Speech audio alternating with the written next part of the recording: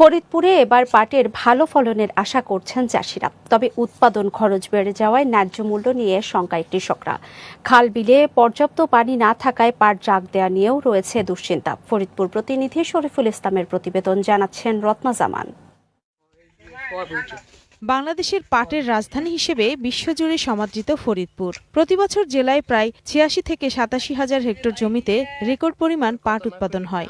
উন্নত মান ও বিপুল উৎপাদনের জন্য এটি বাংলাদেশের ৬০তম ভৌগোলিক নির্দেশক বা জিআই পণ্য হিসেবে স্বীকৃতি পেয়েছে।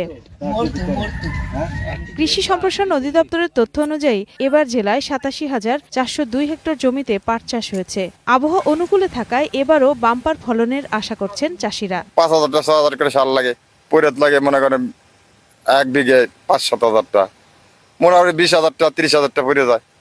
মানে পাটের দাম যদি ২,০০০-২৫০০ দেয়, আমাকে তো কিছু ভাতে মরতেছে। ৪,৪২০০ টাকা যদি আমাদের দর দেয় সরকার থেকে, তাহলে আমরা কিছুটা বাইসে থাকতে পারবো। তবে ফলনের আগেই দুশ্চিন্তা ভর করেছে তাদের মনে। প্রয়োজনের সময় পাট পচানোর পানি না পেলে ভেস্তে যাবে সব স্বপ্ন।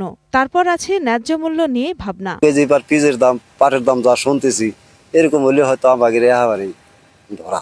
পাট কাইটে খালাই ফেলা পারতাম, কিন্তু আমাকে খুব সমস্যা, এই পাট কোথায় নেব আর কি করব।